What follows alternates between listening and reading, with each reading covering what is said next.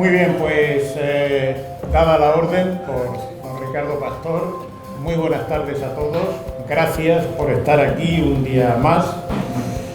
Y bueno, vamos a comenzar esta segunda tertulia de nuestro curso y lo vamos a hacer jugando en casa, porque claro, estar aquí, Toñi, pues quiere decir que estamos con una persona que es miembro de la Carta Malacitana y que ha participado ya, como algunos recordaréis, en estas tertulias cuando, junto con Reme, que también está por aquí, participaron como blogueras. Porque ¿quién no ha consultado un blog de cocina cuando necesita hacer una receta? Pues yo creo que casi todo el mundo ya, los que nos gustan los libros, pues todavía recurrimos a algún libro, recurrimos al papel, pero hoy en día los blogs son las herramientas casi imprescindibles en la cocina.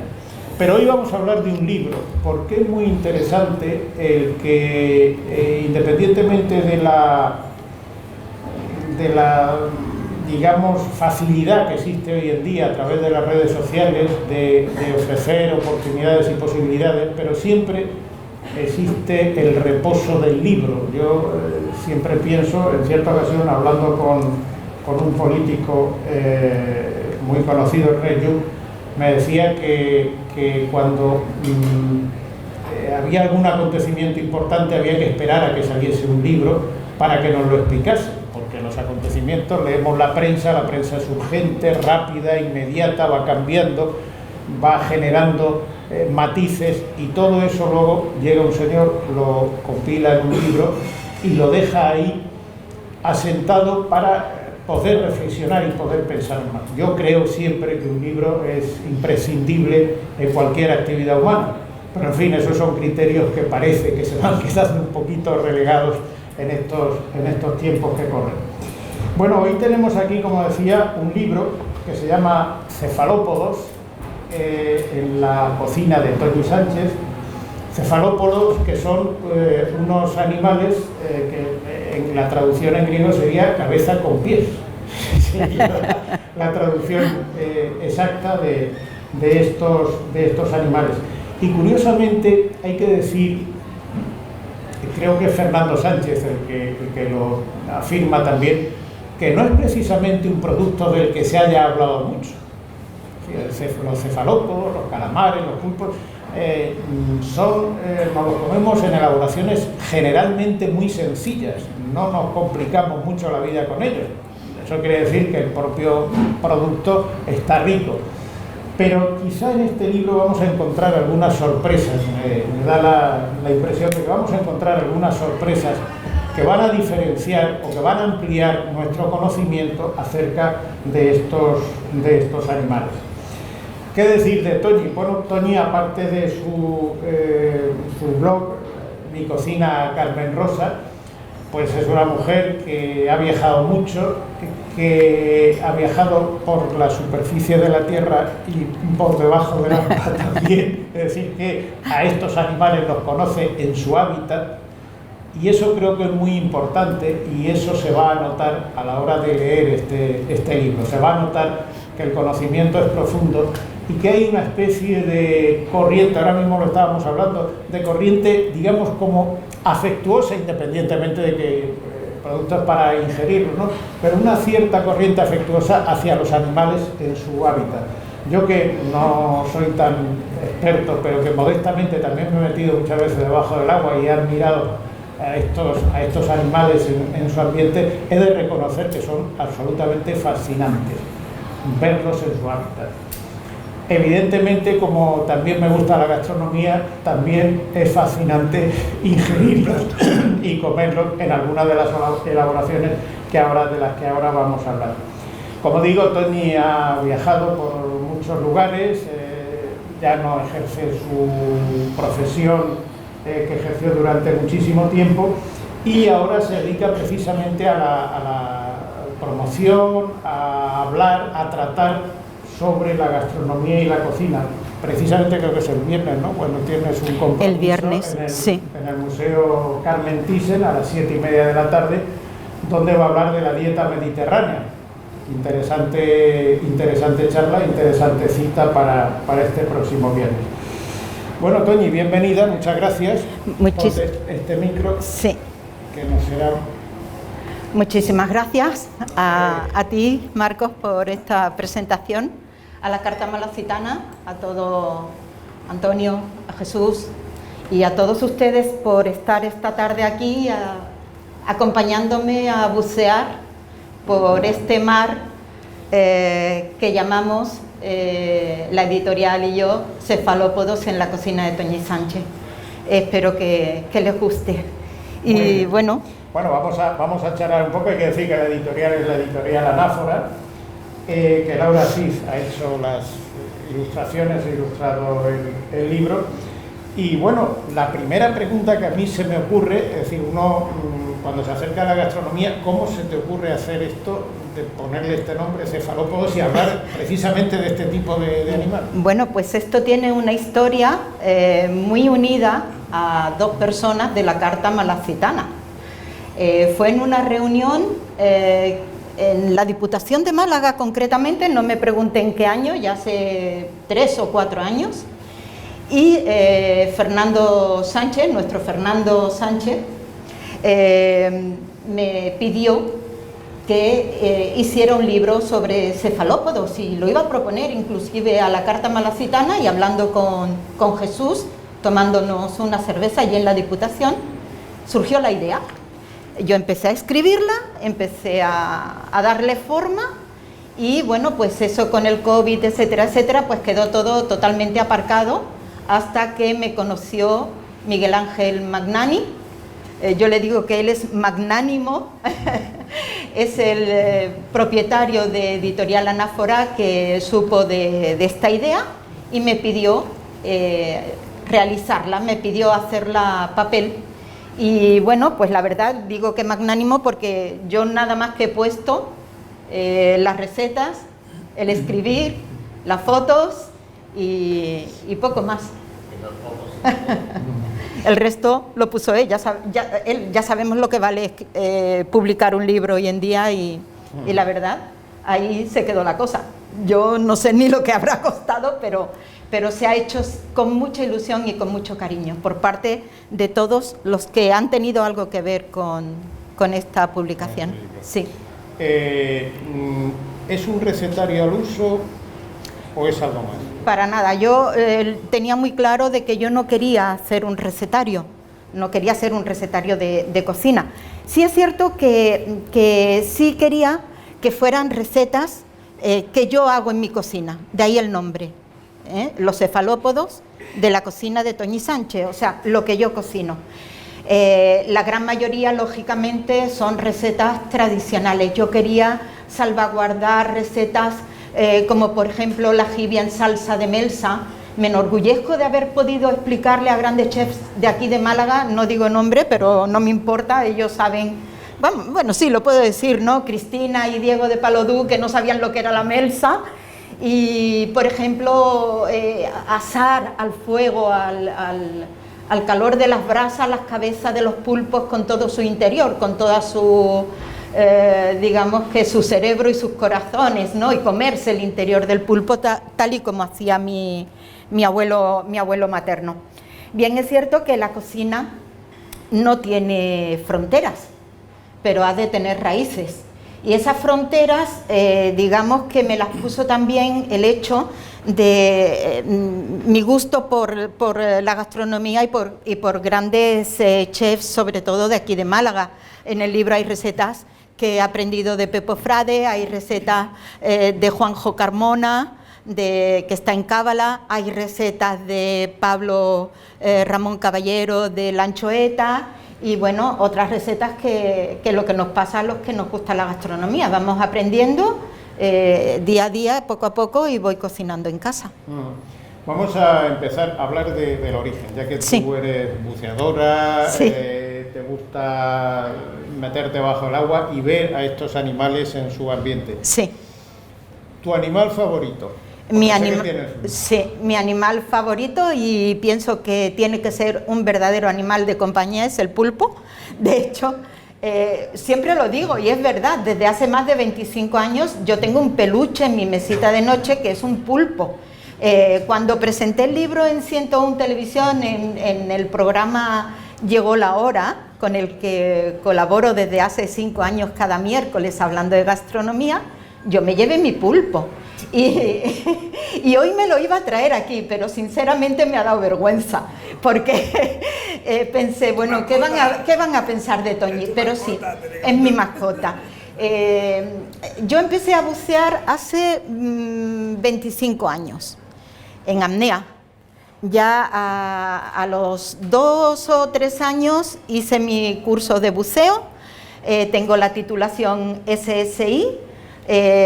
Lo que sí puedo decir que, bueno, SSI es una titulación a nivel internacional que puedo bajar con botella de aire comprimido pues hasta 30 metros. Nuestro club de buceo está en La Herradura y bueno, la verdad es que no puedo ir tantas veces como me gustaría, pero sí he seguido buceando en apnea, en superficie. Y tengo que decir, como estamos en petit comité y mi marido igual me regaña, pero bueno, me voy a arriesgar. Yo soy la que diviso a los pulpos o a la jibia y hemos hecho durante muchísimos años pesca submarina. O sea que conozco bien, digamos que a los cefalópodos, sobre todo a la sepia y a los pulpos, no solamente por el hecho de que he disfrutado, he jugado y las he pescado, y las he consumido directamente de la mar a mi cocina. Entonces soy muy exigente a la hora de comprar.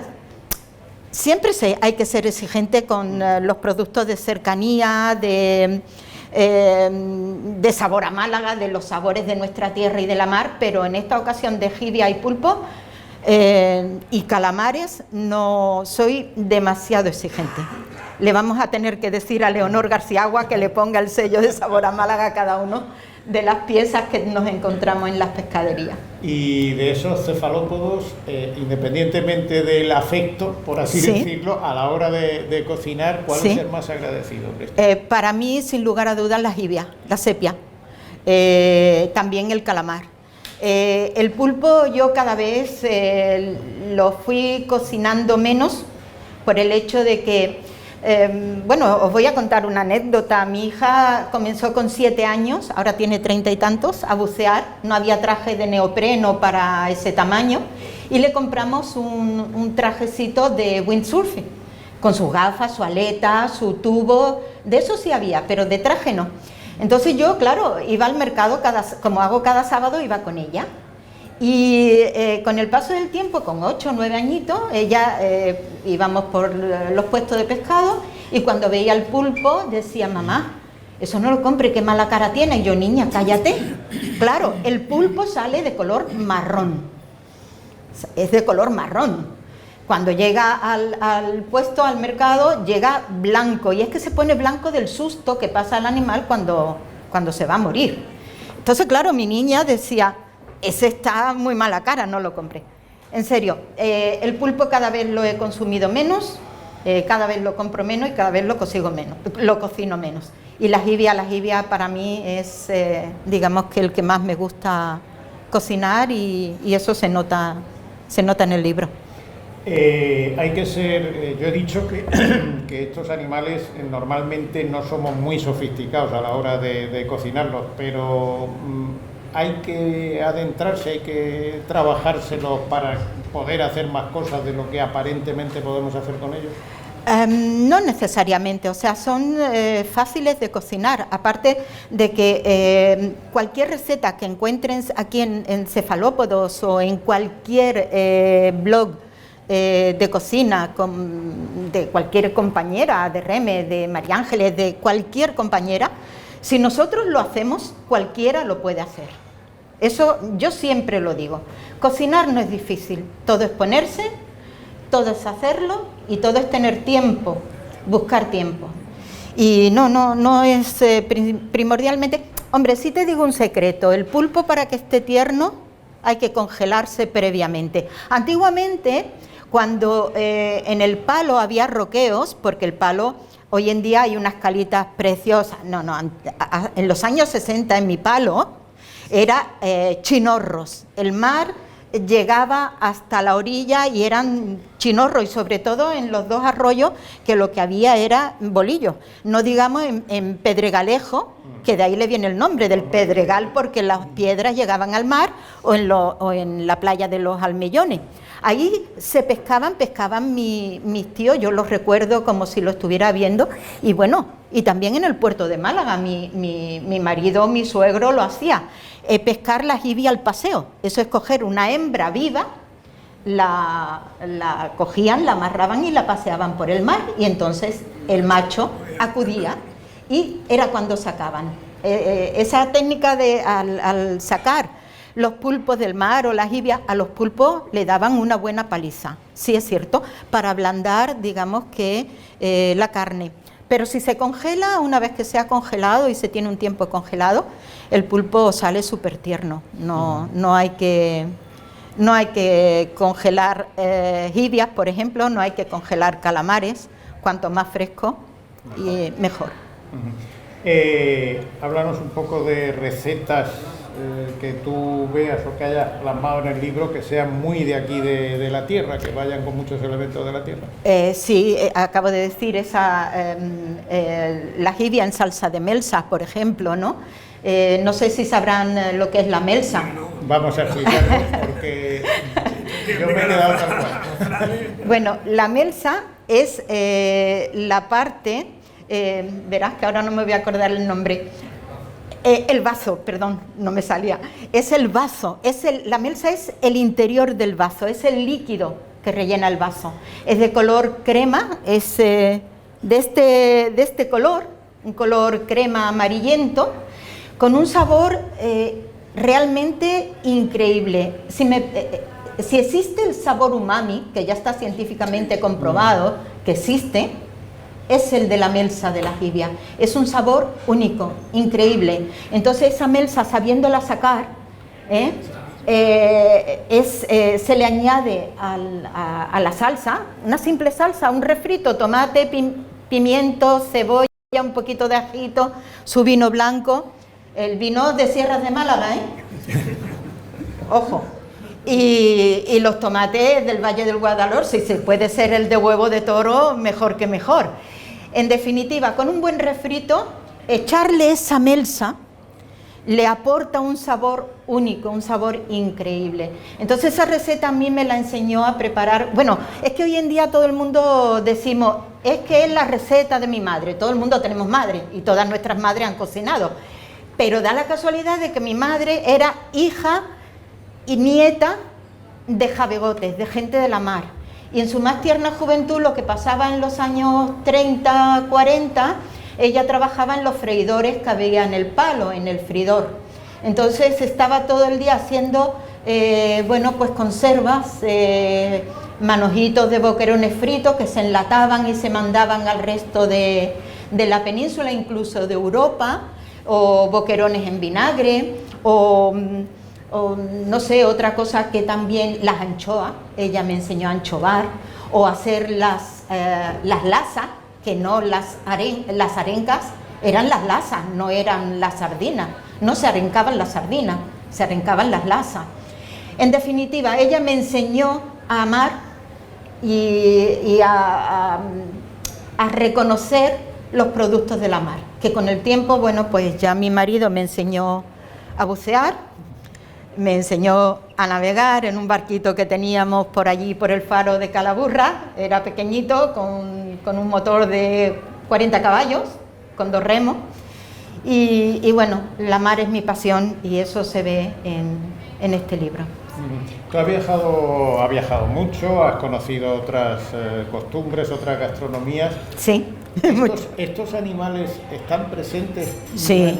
En otros sitios, en otros rincones? Totalmente. Hay algunos extranjeros que les ponen mala cara cuando los ven. Totalmente, en todas las culturas, en la cultura, yo he estado en China, en el año, la primera vez que fui a Japón y a China, Hong Kong concretamente, fue en el año 1994, y ya entonces yo ya comí calamares, y calamares frito, y pulpos, por supuesto, al igual que en América o en Sudamérica.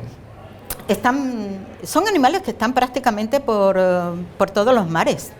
Entonces es un producto totalmente reconocido en otros países. Donde haya costa hay pulpos. Hablamos de cocina tradicional. ¿Has probado alguna receta muy sofisticada que te haya sorprendido, que te haya llamado la atención con alguno de Sí, la que más me llamó la atención, la de Juanjo Carmona, los calamares encebollados con el vino moscatel de Málaga, e incluso una que no tengo aquí publicada, que bueno, igual con el tiempo me da para escribir más sobre cefalópodos, que no creo, pero con chocolate. O sea, usar el chocolate para cocinar calamares, por ejemplo, es realmente fantástico. Así que sí, hay recetas que impresionan. Comerlo crudo, me encanta, el calamar crudo. ¿Calamar crudo? Sí, me encanta. Eso es muy oriental. Sí. Es muy oriental. ¿Cuáles serían del recetario malagueño, por decirlo de alguna manera, cuáles serían las 3 o 4 recetas más clásicas que podemos hacer con los cefalópodos? Pues la más clásica, pulpo en salsa, que no está en el libro, pero sí lo tengo publicado, que es al estilo de la costa granadina, de Salobreña, que es con como hacemos aquí la moraga de sardina o una moraga de boquerones, pero con pulpo. La jibia a la plancha, o sea, para mí donde se ponga unos buenos chopitos a la plancha, no hay nada igual, o al limón enteros. Hay una anécdota que yo cuento aquí en el libro, que a mí personalmente me gustan las jibias palmeras. Jibias palmeras son las que tienen el tamaño de la palma de la mano. Y cuando yo voy al pescadero, en una ocasión en el Atarazanas y pedí la jibia y me dice, señora, ¿se la limpio? Digo, ¿pero qué dice usted? ¿Qué me dice? Sí, le quito todo el interior. Digo, ¿pero me va a quitar usted lo mejor? Por el amor de Dios. Eso lo cuento aquí con detalle, porque lo realmente fantástico de esas jibias palmeras es comerse el interior de la jibia. Porque si vierais, bueno, me imagino que sí, que sabréis lo que comen las jibias, ¿no? Sí, las jibias, las sepias son, digamos, tienen un gusto de alto gourmet impresionante, o sea, moluscos, gambas, pescaditos, es que realmente comen lo mejor de la mar. Entonces, eso está dentro. Y ahí es donde está lo bueno, así que hacerla en una sartén, en una paellera entera, tal cual, y al final aderezarla con un poquito de ajo, perejil, limón y aceite de oliva virgen extra.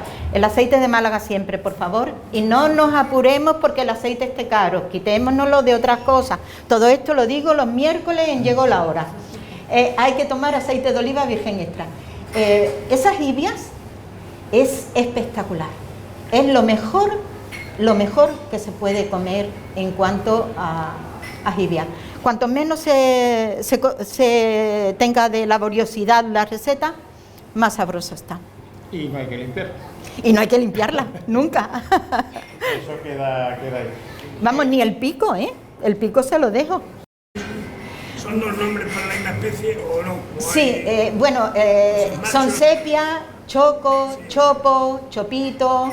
En Málaga, también lo explico aquí, hay un índice de cómo denominamos a cada animal, ¿no? O sea, calamar, calamarito, caramalito, como decía mi madre, unos caramalitos fritos. La jibia, pues los chopitos son los pequeñitos, los más pequeñitos. Los chopos, los más medianitos. Los chocos es más de Cádiz. La jibia en Málaga, jibia, y con esa... Aquí es jibia de toda la vida. Yo cuando me dicen una sepia, sepia, vamos a dejarlo como nombre científico, pero vamos a llamarle como lo llamaban siempre la gente de la mar, una jibia. Los malagueños siempre hemos dicho, medio kilo de jibia. Vamos a hablar de tus preferencias, Toñi. Sí. Dime ¿cómo pondrías, o lo que más te gusta a ti? Un pulpo, una jibia y un calamar. A ver, ¿cómo lo harías? ¿Cuál sería tu receta para cada una de esas especies? Hoy, ¿qué dedo me corto que no me duela? Marcos, qué pregunta más difícil. Dime tú, ¿tú quieres saber cómo me gusta a mí cocinar? Sí. Unos buenos calamares fritos, pero esas rodajas de un calamar de 1,5 kilos gordo, de aquí de Estepona o de La Caleta, madre mía, y un pulpo en ensaladilla, con su tomate, su pimiento, su cebolla, todo muy picadito, una pipirrana con pulpo, vamos, de toda la vida. ¿Qué? Sí, claro. Sí, el pulpo cocido. No sé, todo, absolutamente todo. Vamos a volver al libro y sí. Cuéntanos, ¿cómo te surge la idea de decir, voy a editar, voy a hacerlo, a escribirlo y a publicarlo? ¿Cómo surge? Pues la idea, vuelvo a insistir, yo desde a raíz de que se publicó Recetario Marengo por la Asociación de Amigos de Barca de Jábaga, que fue ilusionante para mí, pero fue muy precipitado porque quisieron concentrar mucho en muy pocas páginas. Después hice técnicas culinarias marengas, que ese sí fue muy satisfactorio, muy bonito, porque en él explico todas las técnicas de conservas que había antaño para poder conservar, y valga la redundancia, los productos de la mar, ¿no? Y yo llevaba tiempo, bueno, ¿a quién no le gusta escribir un libro? Dios mío, y no digamos que no. Pero Cefalópodo empezó a surgir y empecé a pensar en él desde hace tiempo, precisamente por mi pasión por estos animales, ¿no? Y bueno, y ahora puedo decir, y como es en petit comité y de aquí no va a salir, que ya hay otro en camino. No sé si Anáfora querrá hacerlo, ya le los tejos. Pero seguiré siendo, va por este mismo camino, o sea, es solamente de una especie en esta ocasión, y será esa especie en la cocina de Toñi Sánchez. O sea, siempre estoy escribiendo, siempre estoy pensando, y la verdad es que es mi hobby, no es otra cosa. Bueno, pues de un hobby sale un libro. Esto está abierto, es tertulia, así que cualquiera que quiera intervenir solo tiene que alzar la mano. Hay algo que, si me lo permites, sí, me gustaría leer, porque si no conocen el libro, hay, para que se hagan una idea de por dónde van los tiros, os voy a leer un poco, espero que no os aburra. Para que veáis que no es solamente recetas de cocina. Dice así: caía el atardecer lentamente. El sol, con timidez, se escondía tras el negro roqueo de la pequeña cala llena de piedras, redondeadas por el ir y venir de las olas. El mar en calma se unía en el horizonte con el cielo, formando un todo, una visión única de un maravilloso escenario de color gris, un gris celeste, roto el silencio por el cálido sonido del suave compás de las pequeñas olas acariciando las piedras del rebalaje y el revoloteo de las pequeñas aves migratorias que marisquean entre las rocas, buscando pequeños moluscos entre las algas que han quedado varadas entre las piedras de la pequeña bahía. A mi lado, siempre mi marido. Su dulce mirada me invita a mirar al mar, mientras prepara las aletas, el tubo, las gafas de buceo, el traje. Nos adentramos en las cálidas y serenas aguas en un santiamén, y nos encontramos, casi sin darnos cuenta, a unos 60 metros de la orilla, volando, vamos flotando, disfrutando de otra dimensión, el increíble mundo submarino de la costa malagueña. La vida hay que disfrutarla, y está llena de pequeños y grandes momentos. Y este que os cuento, para mí fue un momento único y casi irrepetible, poder ver, apreciar a la naturaleza en toda su plenitud y belleza. Quizás por ello Deseo siempre compartirlo con quienes siguen mi blog, mi cocina. El protagonista, un animal realmente fantástico, la jibia. Sentir la mar en mi piel, el agua deslizándose por mi cuerpo, notando sus cambios de temperatura, de pronto fría, y al momento la entrada de una corriente, una termoclina caliente que te anima a seguir buceando. Mientras observas los fondos llenos de bosques de algas, de erizos y anémonas, bailando al son de las corrientes. Entre ellas, en la arena, pequeños grupos de salmonetes levantando la arena buscando pequeños crustáceos, y a su alrededor sargos, herreras, salemas, de todos los tamaños, picoteando entre las algas adheridas en las rocas y en los fondos marinos. Al fondo, me llama la atención un gran banco de boquerones. Llego hasta ellos y se me acercan observándome con curiosidad. Me rodean, casi los puedo tocar. Se me acercan hasta las gafas. Puedo decir que interactúo con el plateado grupo hasta que salen huyendo despavoridos ante el ataque de unos hermosísimos jureles que veo pasar a gran velocidad, atacando a los espantados boquerones. Me alejo aún más de la costa y contemplo junto a una montaña rocosa, cubierta de hermosos mejillones, unas manchas negras, como humo. Se mantienen a media agua. Miro con detenimiento hacia el fondo y distingo una hermosa y preciosa jibia, moviendo sus aletas como si se tratase de un luminoso traje de volantes andaluz.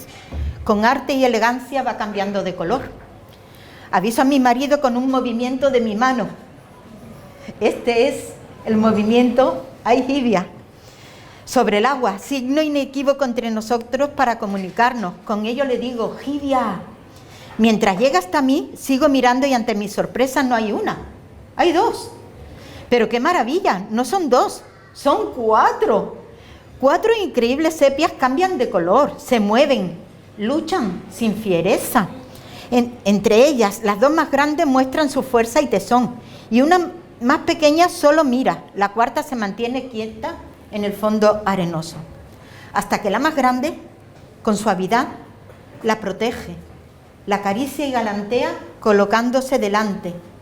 Mantiene una posición frontal, se miran a los ojos.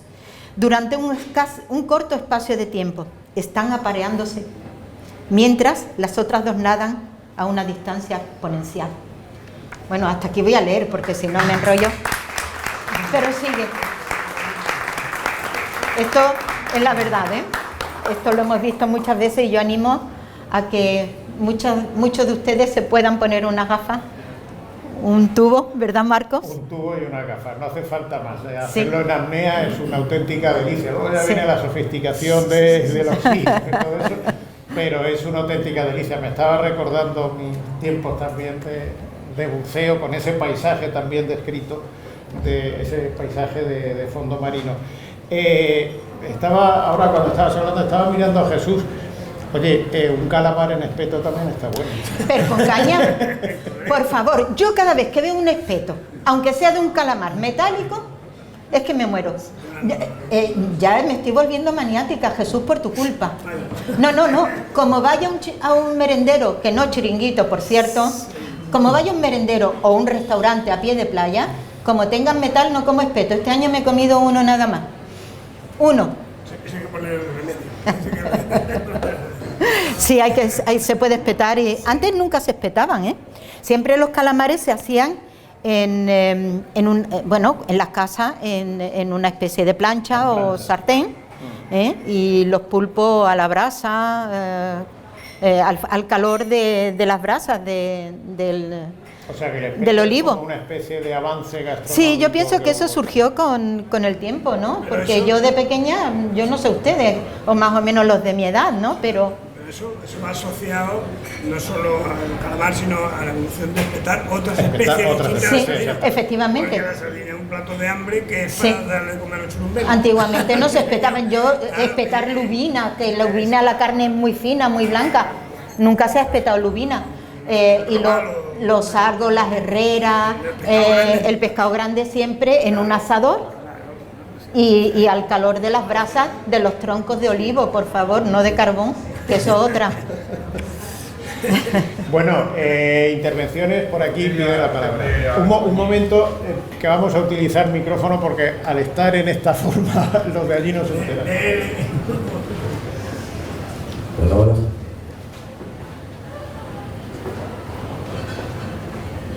Buenas tardes. Buenas tardes. Yo soy Gabriel Utrera y soy malagueño y me encanta la cocina también. Hablándonos del calamar, me he ido a Santander. En Santander, comer unas rabas es un homenaje al calamar. Cierto. Y aquí no tenemos nada parecido. Efectivamente. Porque, digamos, aparte de que ir a Santander al mercado central es un espectáculo, ¿no? Es un espectáculo, quizás el mar Cantábrico evidentemente es distinto del Mediterráneo, ¿no?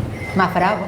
Pero la exaltación, incluso las cigalas que vienen del mar de Dinamarca, del mar del norte, ¿no? Y de Noruega, Suecia, eso también son espectaculares, para nada envidia que las de Huelva. Lo que te quería preguntar, ¿por qué no hacemos algo más cercano de esos productos, ¿no? Y por favor, y aquí en Málaga que no nos pongan más pulpo a la gallega. Porque después de ir a Galicia y probar el pulpo en Melide, cuando vienes aquí y te ponen patatas con pulpo, eso dice muy poco. Sí. Un pulpo a la gallega y de las patatas. Bueno, la verdad es que hay que reconocer que la gastronomía a nivel nacional, la gastronomía que tenemos en España es increíble. Yo durante muchos años teníamos oficina en La Coruña, concretamente en la Plaza San Andrés.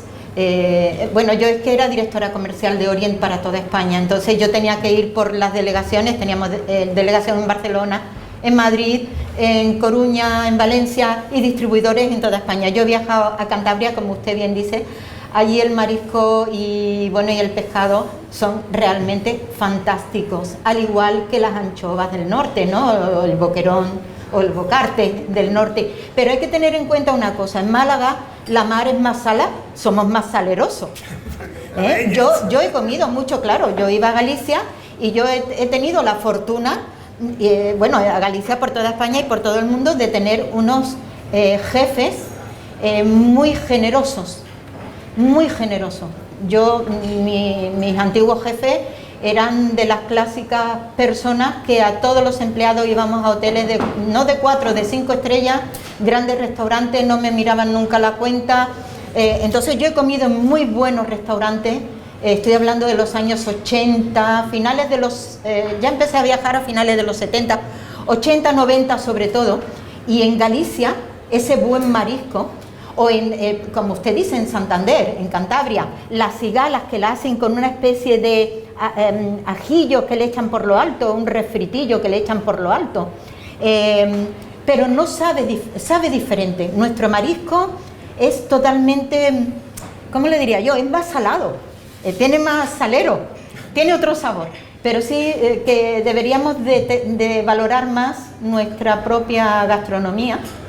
Por ejemplo, usted dice, los bocadillos de calamar en Madrid, los mejores, siempre se ha dicho, pero ¿alguien recuerda en el Molinillo los Leones Chicos? Los bocadillos de calamares fritos de los Leones Chicos.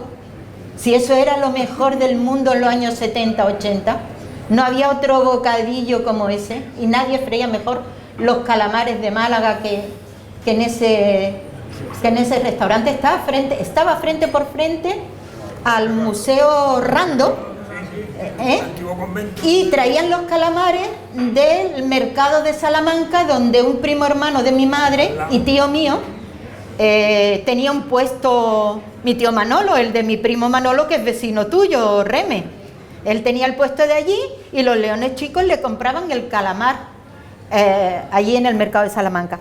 Hay que valorar nuestra gastronomía y hay que darle valor a lo nuestro, a lo de Málaga y a la provincia de Málaga. Es cierto lo que usted dice. Mar, sí, adelante. Bueno, yo conozco a Toñi y estoy encantada de estar hoy por fin aquí en la presentación de su libro. Como saben, no soy malagueña, no me he criado con los productos del mar, no tenía tantos años, soy más de tierra adentro. Pero te preguntaría, ¿qué consejo daría a una principiante como yo para cocinar los cefalópodos? Ay, Dios mío. ¿Qué consejo nos daría? Bueno, a ti poco consejo te puedo dar porque tú sabes perfectamente que aunque eres de Jaén, eres malagueña de corazón y buena cocinera. Sí, pero yo sé que tú vas a un buen pescadero, que no recuerdo el nombre, por allí por donde tú vives, Antonio Moya. Antonio Moya, efectivamente, y sé que te trata muy bien. Saber comprar, nada más. O sea, comprar en los mercados y en los puestos de confianza, pescaderos de confianza, al igual que cualquier otro producto. Yo vuelvo a insistir, me he vuelto, será la edad, Jesús, que al igual que con los espetos, me he vuelto maniática con los productos, miro muy mucho el origen. Mirar el origen, comprar productos de kilómetro cero, comprar productos no solamente de la huerta, del campo, también de la mar, y eso mirando las etiquetas y sabiendo también la procedencia de dónde es el animal, en la confianza que te tiene que dar el pescadero. ¿Qué? Hombre, muchas gracias. ¿Verdad, Miguel Ángel Magnani, que compren el libro, por Dios bendito? Aprender a cocinar. Pues muchas gracias. A ti, gracias siempre. ¿Más preguntas, más comentarios? Sí, Jesús. Después de tu buceo, que es fundamental, ¿puedo llegar a la conclusión, o podemos llegar a una conclusión, de que este libro está aquí porque tú has buceado? En gran medida, sí. O sea, Si no, yo no me hubiera atrevido a escribir de las características del animal, ni me hubiera atrevido a llegar hasta... No el libro en sí, el blog. Yo llevo ya para 15 años publicando el blog, como tú bien sabes, y los productos de la mar son mayoritarios, o sea, los platos de pescados y mariscos son los que predominan en mi... Y claro, no es lo mismo, verá, para cocinar no es que haya que saber, todo el mundo puede cocinar sin haber visto una jibia o un pulpo dentro del agua, seamos sinceros, pero el yo saber qué comen, cómo viven, cómo son, el haberlas pescado, el haber tenido los pulpos en mi mano, el haber pasado miedo con un pulpo de cerca de bueno, tan alto como yo, de 1,5 metros de altura, pegado al traje de mi marido y no había forma humana de despegarlo. Tened en cuenta una cosa, que cuando se bucea, no por la gafa en sí, sino el agua se delupa y se ve todo un 20% más grande. O sea, si yo tengo una foto con un pulpo que cogiéndolo así y con la cabeza caída arrastraba las patas con mi estatura, imaginaros el tamaño que tenía el pulpo. O sea, después de pasar miedo, después de...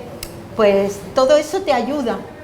Es como, yo digo que cocinar se puede aprender, lógicamente, nadie nace sabiendo, pero en las personas que tenemos el salitre en nuestras venas, porque yo me siento así.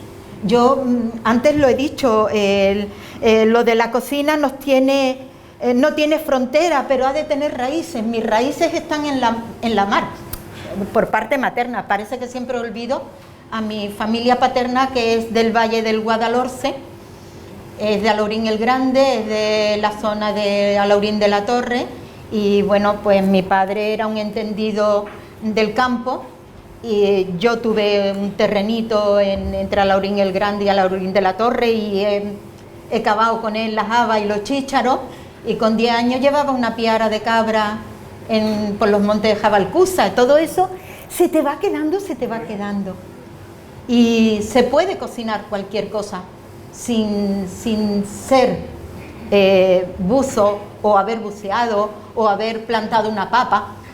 Pero si ya lo has vivido desde pequeño y te une a la cocina la pasión y el cariño por los recuerdos, mira, Jesús, yo admiro mucho, tú lo sabes, a Esperanza Peláez, y ella hace ya unos años me hizo una portada en el Diario Sur que a mí me gustó muchísimo.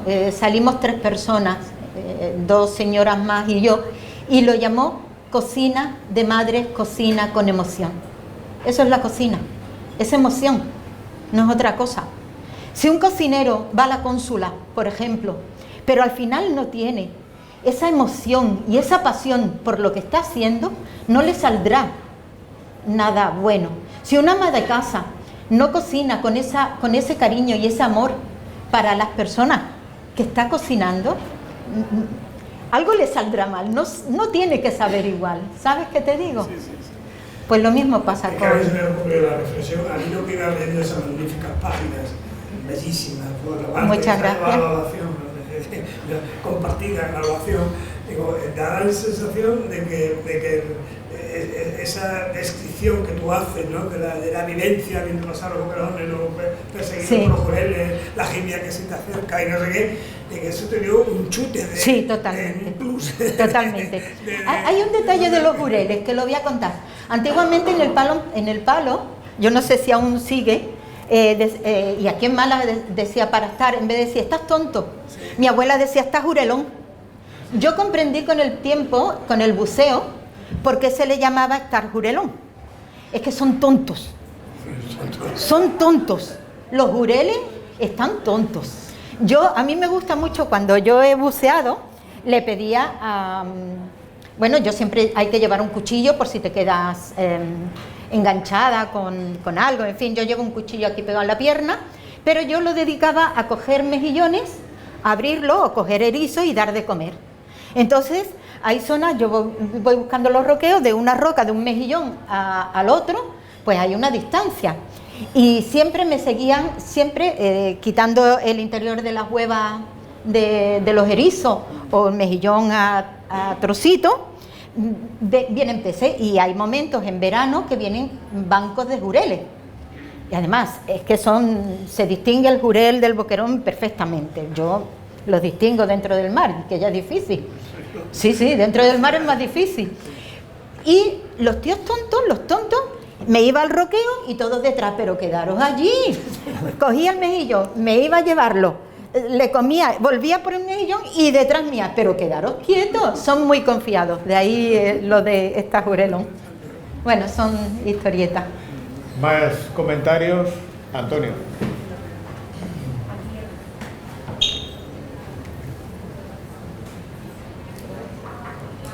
Enhorabuena, Antonio.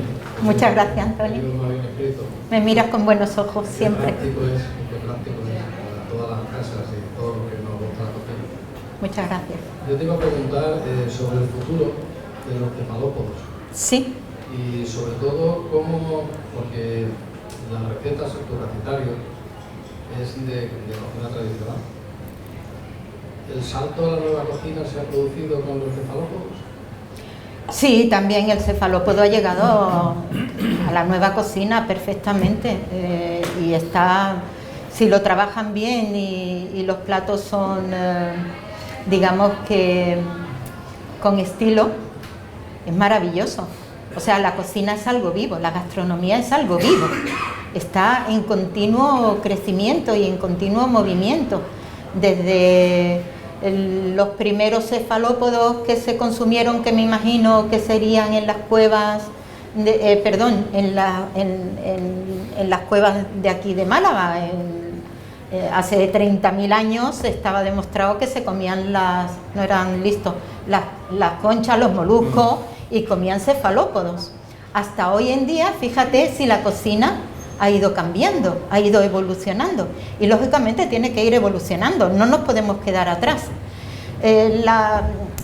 La única pena que a mí me da es que se pierde lo que es la cocina tradicional. Mira, el lunes me entrevistaron yo tengo programa todos los viernes en Canal Málaga, Canal Radio Málaga TV, que es del ayuntamiento, ¿no? Yo tengo, todos los viernes tengo programa y el lunes me llamaron de otra radio y bueno, pues hablando, siempre procuro hablar de la cocina tradicional. Bueno, pues el miércoles fue concretamente, yo hablé del en blanco, del plato de cuchara del en blanco. y el locutor decía, ¡ay, Dios mío, eso es comida de enfermos! Es que yo... La pena es que no se valora la cocina tradicional. Hoy en día, ¿en qué restaurante de Málaga te ponen un en blanco? Dime uno. Ahora todo el mundo el gazpachuelo. Hombre, el gazpachuelo es que... yo ya estoy de gazpachuelo hasta aquí. De verdad, ¿eh? Pero un en blanco, una cazuela de fideo, con alcachofa y habas, de temporada, con una almejita. No hay un restaurante que... Claro, igual es que no hay demanda. Pero eso es así. No sé, igual algo cambia. Yo insisto, la cocina tradicional no hay que olvidarla. Cocina tradicional de siempre, yo lucho por ello, pero no hay que dejar de innovar, si no estaríamos todavía como los hombres prehistóricos en la orilla de la cueva de la araña y comiendo mejillones. Sí, Adi. Yo quería darle la enhorabuena a Toni, que disfrute mucho de este libro. Gracias. Y hacer una pregunta que no es del cefalópodo, que me ha parecido una cosa para mí desconocida. Has comentado algo que en el palo se freía manojito de pescado y se pasaba. Sí. Por lo menos, no sé si los demás sabrán, pero a mí me ha sorprendido mucho si lo puede decir algo un poquito más de... Sí, se enlataban, se freían. Bueno, ¿Qué tiempo es? mi madre ahora tendría 96 años, pues con 12, 13 años, 14 años ya estaba trabajando en el freidor. O sea, digamos que los freidores, que había más de 15 freidores en el palo, entre ellos me une todavía mucha amistad con Aranda, que está al lado de La Lonja, que era donde, bueno, el restaurante se llama ahora La Lonja, que es de un primo segundo mío, que era donde se subastaba el pescado, cuando llegaban las jávegas y los sardinales, ¿no? Pero sí, se enlataban, se hacían manojitos de boquerones vitorianos, esos boquerones pequeñitos, de menos de 10 centímetros, que coincidía, el nombre le viene por pescarse por el tamaño, una vez que nacen en abril, mayo, van creciendo. Los boquerones viven 4 años. En el mes de septiembre, pues son alevines, son alevines y tienen unos 10 centímetros. Y entonces se pescaban con el copo, no eran chanquetes, los chanquetes es otra especie, los chanquetes no eran boquerones pequeños, y esos boquerones, los vitorianos, que coincidía su captura con el Día de la Victoria de Málaga, de ahí el nombre, se hacían manojos. Eso es otra lucha que yo me traigo, muy grande, porque yo veo cada foto de manojitos de boquerones por ahí que me echo las manos a la cabeza, porque los boquerones tienen que ser todos del mismo tamaño. De 5 en 5, de ahí la palabra manojo viene de mano. De 5 en 5, y todos mirando para el mismo ladito. Con harina de trigo normal y corriente. Aquí en Málaga no, había harina de garbanzo, mi abuela hacía harina de garbanzo, pero no se usaba para freír el pescado, y frito siempre en aceite de oliva virgen extra. Entonces enlataban el pescado y lo mandaban al extranjero. O bien, por ejemplo, hay otra receta que yo aprendí gracias a la madre de un amigo mío. Hoy en día la mujer ya no se acuerda, pero tenía en el Bulto, en las playas del Bulto, que estaban en la playa de San Andrés, y el Bulto ya desapareció para ampliación del puerto. Tenían un merendero donde alquilaban bañadores en los años 30 y en los años 40, y hacían manojitos de boquerones con los tomates, hacían una fritura de tomate con comino y ponían una tanda de tomate frito, una tanda de manojitos de boquerones, otra tanda de tomate frito y otra tanda de manojitos de boquerones, y al final lo aderezaban con más comino. Y bueno, pues efectivamente se enlataban, se hacían otras recetas y sobre todo lo que usted me ha preguntado, se exportaban al resto de España, incluso al extranjero. Es más, en calle Granada, hasta los años 70, había una freiduría de pescado aquí al lado. Sí, que se vendían, te vendían paquetes, daban una primera fritura, no lo freían del todo, tanto chanquetes como boquerones, y lo empaquetaban y yo lo mandaba de regalo para Madrid. Y vendían cartuchitos de pescado, que no eso quedó en Cádiz o quedó en Sevilla, pero eso ocurría aquí en Málaga. O yo es que tengo una memoria. Remé. No. A mí ya me toca a mí me toca el alma, me duele el alma. Tú sabes que la pesca del copo se perdió, se perdieron las ávegas, se perdieron los sardinales. Hoy en el BOE, en el boletín, en el BOE, perdón, BOE, no, BOJA, de la Junta de Andalucía, perdón. Hoy un amigo mío, que es el que surte a los grandes restaurantes de Málaga, las anémonas y los erizos, ha dejado de trabajar. Ha salido hoy la ley de que no pueden pescarse ni anémonas ni erizo aquí en Andalucía. O sea, todo para el norte. Venga, ya está. Aquí no hay fábrica de pescado, aquí ¿qué hay? ¿Qué tenemos? Turismo, ya está. Así de claro. Una pena. Pero son cosas que ya nos quedan solamente en el corazón, en la memoria y en el recuerdo. Y en la reivindicación. Y en la reivindicación. Hay que seguir insistiendo en ello, porque el tema de las conservas, antes se aludía a Santander, el tema de las conservas existía en toda España. Sí. Allá donde había pescado, había conserva de pescado. El problema es cuando ha ido desapareciendo precisamente porque, bueno, se ha industrializado, etcétera. Pero en Santander, y yo que he vivido allí van a ofrecer casa por casa, gente que hace su conserva particular, te va a ofrecer su... De hecho, con todas las garantías sanitarias. De hecho, una gran amiga mía, casada en segundas nupcias, además muy del gremio de la gastronomía, sus padres, los padres de él, son de Santander y tienen fábricas de anchoas. Todavía anchoan, hacen anchoas.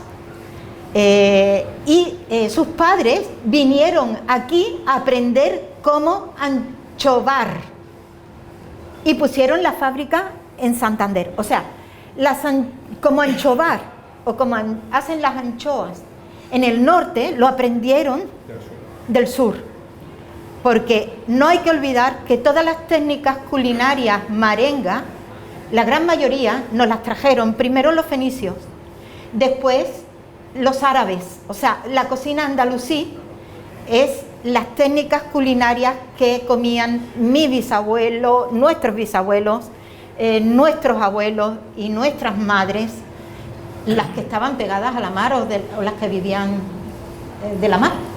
Y eso se ha perdido todo. Bueno, los boquerones en vinagre es lo único que queda, pero sí, últimamente ya se puede comprar en los mercados. Hasta hace poco no se encontraba, ahora sí. El pescadero lo hace. Sí, a ver, una última intervención. Yo quería preguntarle, es que no recuerdo el nombre. Antes comían más boquerones fritos que ahora, ¿no? ¿Más? ¿Perdón? Más boquerones fritos que ahora. Sí. Porque en una casa hoy ya no se pide porque huele la cocina.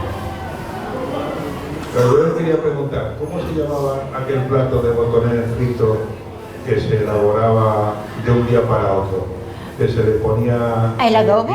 No, ¿El adobillo? No, boquerones en adobo. Ahí. El escabeche. El escabeche. Yo le preguntaría, ¿quién sabe hacer hoy en día? Bueno, pues en técnicas culinarias marengas, entre usted en internet, ponga Asociación Amigos de la Barca de Jávega, es gratuito, lo puede leer porque yo explico perfectamente todas las técnicas culinarias marengas, desde anchovar, desde hacer arencas, desde hacer adobos, desde hacer los boquerones en vinagre, que por cierto, yo nunca jamás congelé los boquerones una vez limpio. hay que congelarlos cuando ya se han echado en el aceite. Eso es importante. ¿Por qué? Porque cuando tú metes agua en el congelador se cristaliza, el boquerón por dentro tiene agua, entonces se cristaliza.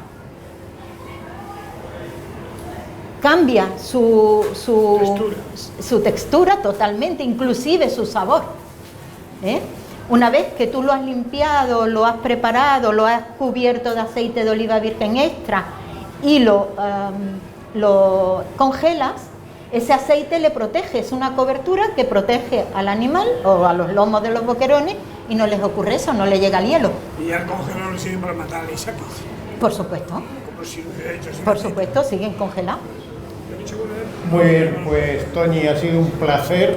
El placer es haber mío. presentado este libro de cefalópodos en la cocina de Toñi Sánchez. Yo me quedo con una frase que has dicho que creo que es un poco el resumen de lo que hemos hablado aquí esta tarde, de lo que has hablado tú. Porque yo siempre he dicho, antes de hacer esferificaciones hay que saber hacer un puchero. Antes de pasar a técnicas muy sofisticadas en las escuelas de cocina hay que enseñar a trabajar en la cocina tradicional. Y eso lo has dicho tú muy bien expresado, en la cocina no tiene fronteras, pero ha de tener raíces. Y además tiene que tener lo que tú le pones, pasión y emoción. Muchísimas gracias por haber estado aquí. Gracias a ti y a la Carta Malacitana y a todos ustedes.